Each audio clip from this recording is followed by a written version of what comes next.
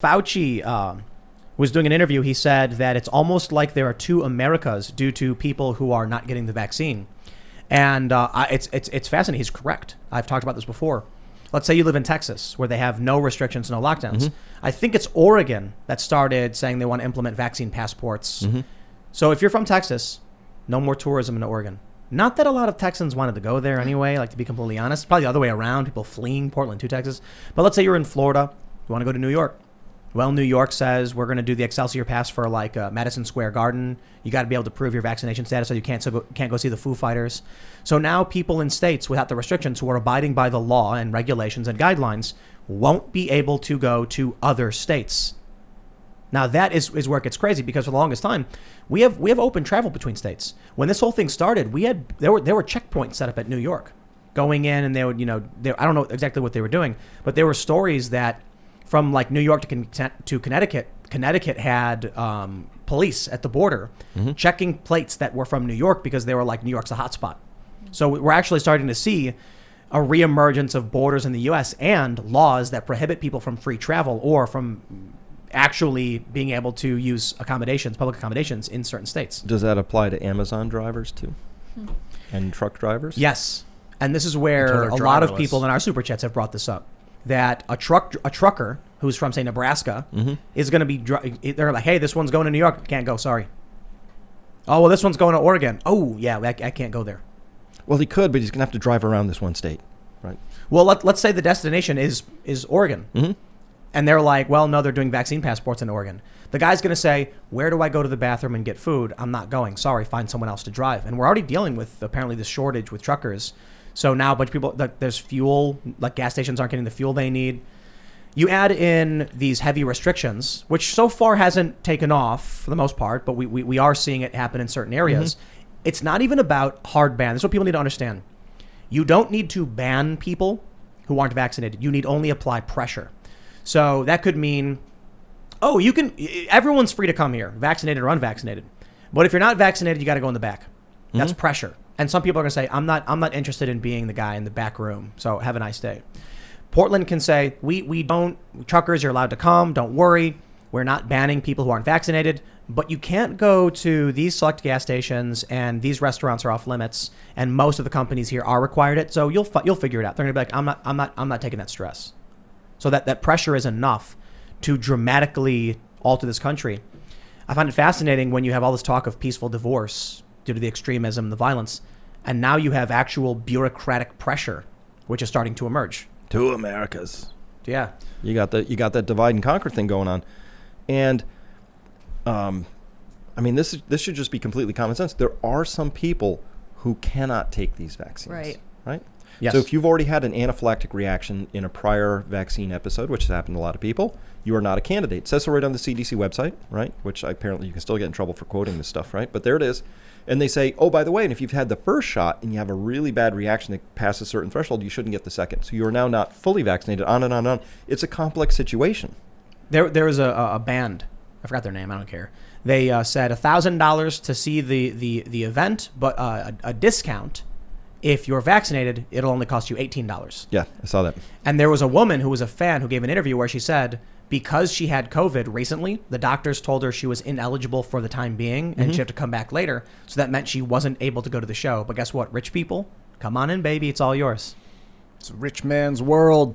Yeah. It has been for 10,000 years or something. Well, and here's the problem with all this. It doesn't, logically, you can't parse your way through. It doesn't make sense. So if let's go back to first principles. What's the point of all this? The point of all this should be public health, I guess. Yes. Right? Yeah. I don't know anymore, to be honest. I don't know either. Sustention of human life. No, our society and species. Yes, that is the point. Should be, but certainly never let a good crisis go to waste. Right? That's the saying. There's a lot. And it was interesting because we had Destiny here. He's like a leftist streamer. And I said, it looks like we're seeing people exploit the crisis. And he goes, when else would you try and make sweeping changes and reforms? What better time than now when we have to lock things down? Now's our opportunity. And I'm like, then would you trust every move made if you knew people were simply saying we got a crisis? Great, let's do a bunch of things we always wanted to do. Oh, so that means let's support people going to McDonald's and getting Krispy Kreme donuts and shopping at Walmart, but we're going to shut down small and medium-sized enterprises, right? This is is that the crisis they wanted to exploit? We want the little people to take it in the shorts. I thought that was not a lefty thing. I gotta admit, though, there is a real problem. I'm confused now. There is a real problem with a lack of personal responsibility. People should not be gorging on donuts and McDonald's, and they should be, doing better, eating better, and exercising. And it's a personal responsibility. You're 100% right. It is, and it is. That's the conversation I wish that was on the news every day: is how to get healthy. How to eat right, how to feel better. But I think this is exclusively of the Democrats. Well, I shouldn't say exclusively, but it's the rule, not the exception, where they want you dependent. They want you dependent. They want you on social programs. They want you to feel like no matter what you do, you'll never succeed without their help. Look at this. What's the critical race theory message? You are oppressed, and no matter what you do, because of the color of your skin, you will always be oppressed. Or oppressor. And you need us to help you to navigate these problems, versus the other message of you can be anything you want to be if you believe in it. Mm-hmm. Too many leaders. They don't want too many leaders. What's a good ratio of leader to follower in the human race? 1. Yeah, 1 to 1. No, 1 to 9 billion. Yeah, 1 to 9 billion. One despotic king. No, 1 to 9 billion. What is it, like 1 to 12? 1 to 60? It's 1 not to 5? It's no, but hold on. It's not about one leader at all. It's about specialists. If someone came in this room and said, I need to know what magic cards to buy, I'd be like, take it away, Ian. Like, ball lightning. No, I like that. Ball lightning. It holds a special place in my No, but I mean, like, what are you an expert in? If someone came in and said, I need someone to fix the toilet, I'd be like, it ain't Ian. Like, you're not a plumber. So you're a leader in the right moment. And so, leaders step up when they're called into action. Oh, yeah, and you can inspire people to seize their ability to lead. Everyone's good at something. Dude, if we had someone out here and they were a farmer and a wildlife expert and like a vaccine, like a doctor. No. Like if someone came out here and they were an expert in plant life, I would immediately be like, tell me where to go, what to do, what to wear, and tell me how to find the fruits. And that guy's in charge. But then if he comes in and says we're gonna talk podcasts, I'll be like, okay, well, it ain't you, buddy. Like I'll step up if we're doing a podcast thing. You'll step up when you're doing a fruits and berries in the forest thing. It's like recognizing where you are not the leader and recognizing where you are. And then, so we have oligarchs or corporations that are attempting to lead the narrative when we have doctors that are more specialized that maybe would be better off deciding what should and shouldn't be talked about. Don't go to a dentist for foot care. Right. And don't go to a social network for healthcare, right? Oh, I love it when Facebook is like, Instagram is giving medical advice and Facebook is, and all the celebrities are and posting these things. But heaven forbid Joe Rogan have an opinion.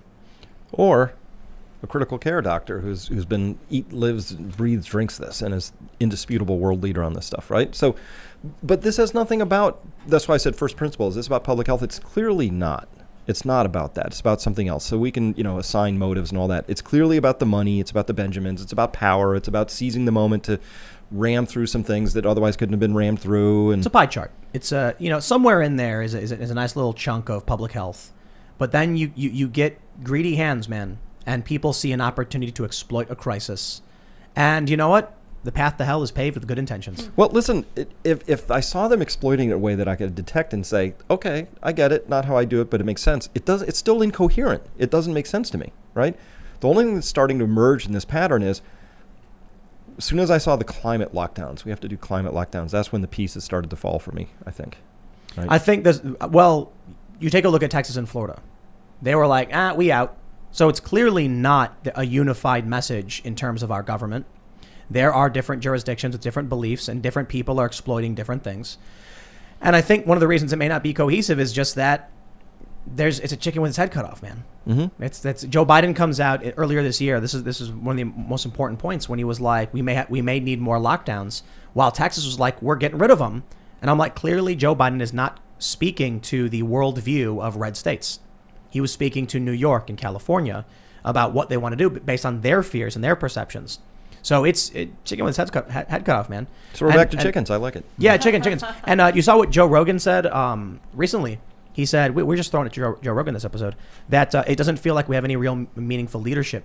Like, who believes that we have a real leader right now? Even the people who voted for him.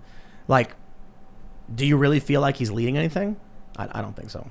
Well, no, and this is the thing that I think I'm most concerned about. So if you go to a corporation or you're in your own personal life, you develop a strategy at some point. What's a strategy? It's got two parts. It's got a vision, and you need resources to get there, right? Guess what? It's always easy to have a vision, hard to find the resources. So you have to marry those things up, right? So what's the vision of our country? Where are we going to be in 30 years, right? Nobody can articulate that at this point in time, right? And without that, we're rudderless. We're just drifting along in this story. Graphene, baby. I do hear you, but I think it's fairly obvious that, what, you said 30 years? Mm-hmm. So we're talking about 2051. It's going to be Barron Trump. He'll be on his second or third term. You know, Don Jr. will be. We're doing dynasties. I'm just kidding. You know, I'm sure there's a lot of people who believe that the Trump dynasty and whatever. And I mean, what's the country going to look like? Are we living? Are we all in mansions? Are we in tiny homes? Are we eating like algae? Like, what's going on? Ooh, algae's good. You can grow algae too. No, I think it's going to be lab grown foods. I think we're going to have kind of like protein mush that is flavored.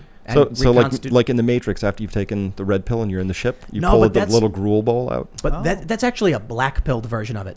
You're going to go to the store and you're going to say, I'll have the chili dog with extra cheese, and I'll get a large cola with a large fry, and it's all made of the same thing but flavored differently. So your hot dog comes out and the bun is actually like a protein fungus. The hot dog itself is a thicker, denser protein fungus. Your drink is flavored by sugars cultivated from a protein fungus. You see where I'm going with this. The French fries are just long mushrooms or something like that.